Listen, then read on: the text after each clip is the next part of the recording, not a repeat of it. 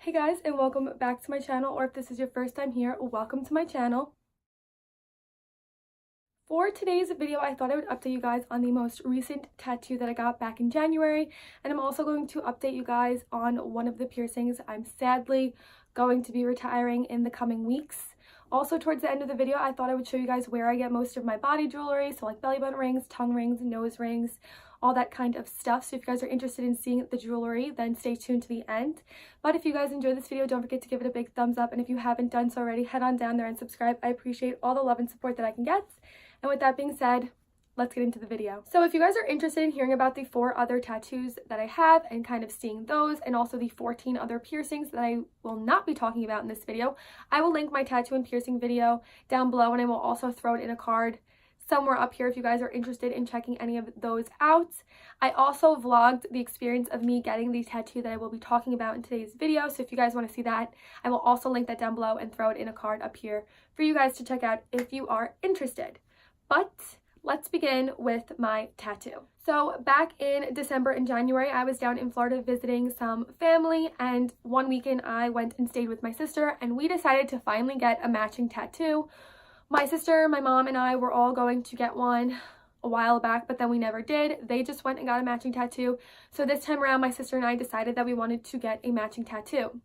We kind of scoured the internet for what we wanted. I know I wanted it to be very simple. I like simple-ish tattoos. I know this one's not that simple, but it's simple in my mind.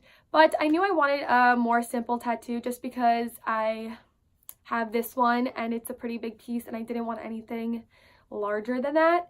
So I kind of was looking around for word tattoos, very simple tattoos, and I came across a photo that Kylie Jenner posted on her Instagram of her tattoo. She had the phonetic pronunciation of sanity in red ink on her hip butt area, and I thought it was so cool, so dainty, so cute. So my sister and I decided that we were going to do something like that, except we didn't do the word sanity and we didn't do red ink. We did the phonetic pronunciation of the word sisters, and we got it in like on our hip butt area, just like Kylie Jenner did. We went to a tattoo artist that did her sleeve. My sister has like a half sleeve and it is absolutely gorgeous, so I trusted her judgment in choosing that tattoo artist. We went, I'm pretty sure it was on a Friday afternoon. We were the only ones in the tattoo shop and it was very quick. They're small tattoos. I will be inserting like photos and video of the tattoo so you guys can see how healed and everything like that. But they're pretty small. It was pretty painless. Towards the front area, it was not bad at all, but once you got like further back towards like my butt area, it was a little bit more painful. But like I said, it's pretty small. It only took about 10 minutes, so I just grinned and bare it for that 10 minutes and it was done. I love the tattoo. I think it is adorable. I think it's in the perfect location because you cannot really see it. It is covered by like my pants, and it's also covered by like my bathing suit, depending on the type of bathing suit that I wear. So I love it for the reason that it is pretty hidden and it is, you know, small enough that can be hidden. But I also don't like the placement. I like the placement because it can be hidden, but I don't like the placement because it definitely interfered with the healing process. I basically followed the healing process that he like told me to follow, but I also modified it to how I healed the rest of my tattoos, and it took about 2 weeks for this tattoo to be healed.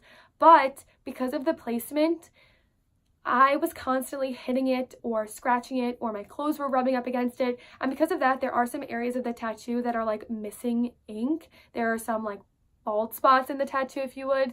Like I said, you guys will see what I'm talking about in the clip, but more towards the front of the tattoo, it is in an area where when I go to pull my pants down to go to the bathroom, my nail actually would constantly catch it and still does to this day.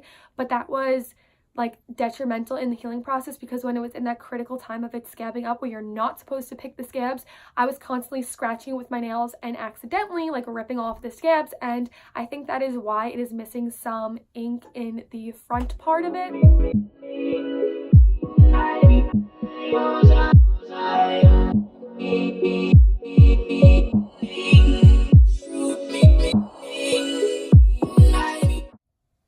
So all in all, pain wasn't that bad, healing wasn't that bad, but unfortunately because of how I scratched it so often and because of the area of that tattoo, it didn't heal as perfectly as I would have liked it to.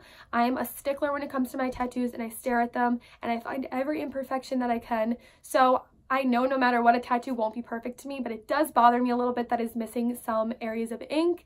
I may get it touched up in the future, or I might just leave it depending on how my feelings change about it. Like I said, you can't really see it, so it doesn't really matter if it's missing ink in some areas because no one can really tell. So I talked about this piercing, of course, in my tattoo and piercings video, but I also talked about it in my get to know me video, and that piercing is my daith piercing. I will be, like I said, inserting pictures and photos so you guys can see what I'm talking about, but my daith has given me a lot of trouble.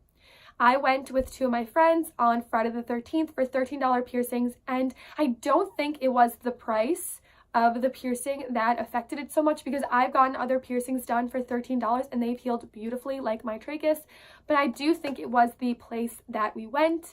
I went to a tattoo and piercing shop that was near my friend's house, and I've never been there before. All my other piercings I've gotten from two places.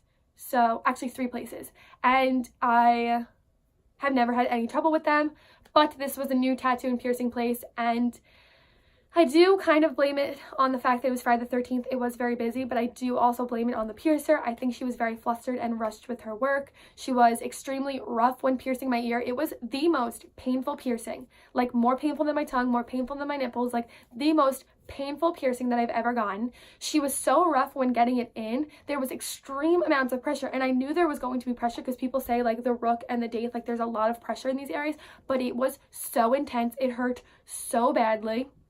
She kept telling me not to move. She would like pull the piercing, like to pull my head back into place. It was just not a fun experience. So I think right off the bat, it was extremely irritated. But I got it done. I paid my $13 and I went home and I started to take care of it just like I took care of the rest of my piercings. And like I said, I've never had any trouble with any of my piercings before this one, so I just took care of it like I took care of those. And for the first 2 weeks it was fine, and it wasn't until about the 3rd week that I realized that there was something wrong with it. At first I thought I had keloids because I felt in there and I felt a few bumps. I took a photo of it to see what it looked like, and I was terrified, so of course ran to Google.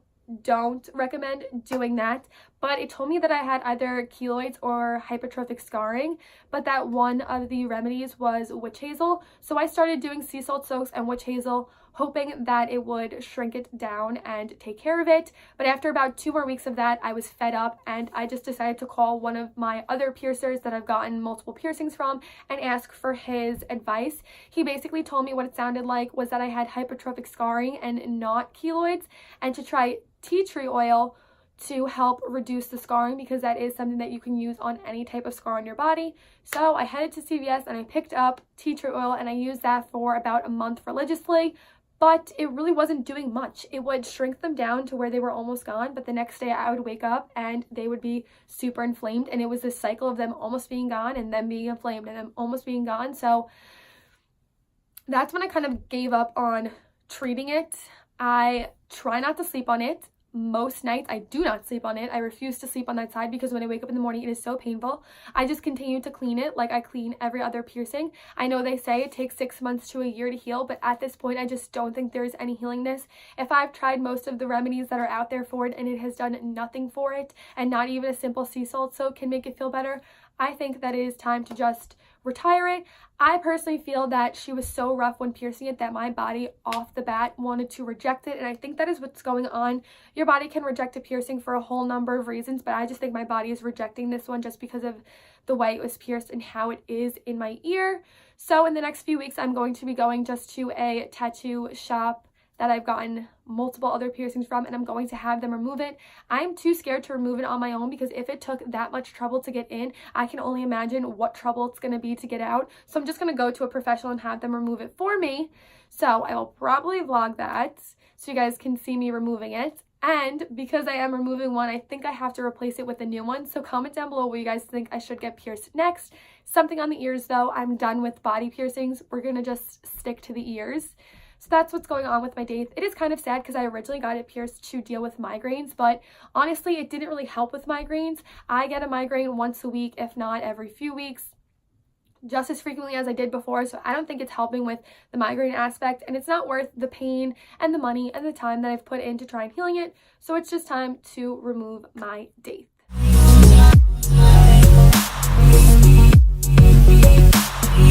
Alright guys, so I'm quickly going to run through where I get most of my body jewelry from. belly button rings, nose rings, and tongue rings mainly.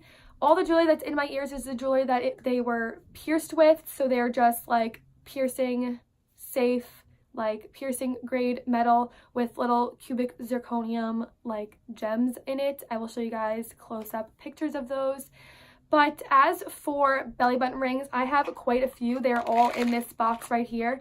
I have a lot from tattoo and piercing shops, like the green one that I got it pierced with. I have a blue one like that. The one that I currently have in my stomach is also from a tattoo and piercing shop. But if I don't get my jewelry from there, most of the times I get my jewelry from Spencer's because it's on the more affordable side. A lot of the times I have like buy one piece of jewelry and get another for 50% off. And most of the jewelry I get from there, I don't have a reaction from. I had a reaction from one piece of jewelry from there, but I'll talk about that in a minute. So I'm going to insert some footage of some of my favorite pieces of jewelry and of course where I've gotten them from. But like I said, there's a lot to go through and some of them are super crappy and I've actually never worn before. So I'm just going to insert my favorites. As for nose rings, what I have in is it's not what I got pierced with. I got my nose pierced with a stud, but this is from a tattoo and piercing shop and you can get your nose pierced with a hoop. They just don't typically offer it because it is harder to heal. But this is just a normal like piercing grade nose ring. I recently purchased a pack of nose rings from Spencer's. It is just this. They are 18 gauge, a silver, a gold, and a black one.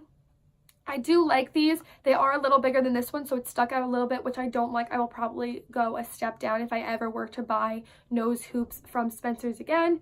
The only con that I have about it is I wore the gold one over winter break and the gold overlay on the piercing actually rubbed off pretty quickly. So it is like basically silver now. There is some gold still on it, but for the most part it is basically silver. That's the only one in the 3-pack that I've actually worn in my nose, but I'm pretty positive the black would do the same thing. I don't think the silver one would. But this is the only other jewelry that I have for my nose aside from what is in and what I got it pierced with. As for my tongue rings, I basically only buy my tongue rings from Spencer's. This is the only pack that I have. There's a black one, a blue one, a gold one, and a rainbow one, and then I have a silver one in my tongue, which was also in this pack. These are just 14 gauge tongue rings. I do still have the tongue ring that I got my tongue pierced with, but it is very long. They pierced it with an extremely long, like, barbell just because it needs to like compensate for the swelling that's about to happen. My tongue got extremely swollen when I pierced it, so I was very thankful that they pierced me with an extremely long piece of jewelry. But now I can't really wear that in my mouth because I kind of stumble over my words when I do wear it in my mouth just because it is so out of place and large in my mouth. But I do just have a plain silver one in it from Spencer's. And then as for nipple rings, I have the ones that I got them pierced within, but I have changed my nipple jewelry in the past, and that is where I had my reaction. I had a black pair of nipple rings from Spencer's and they made my boobs very itchy, and I just think I had an allergic reaction to them. So I took them out and I switched them back to the ones that I got them pierced with. They are longer barbells just because your nipples do swell when you get pierced. So I do want to buy shorter ones, but I think for my nipples I'm just going to stick to buying jewelry from a piercing shop just because I don't want to risk having reactions again because they were not fun. They were very painful when I was having that reaction. Now I'm just going to insert in the few clips of the jewelry that I want you guys to see up close. Some belly button rings, my earrings, all that kind of stuff.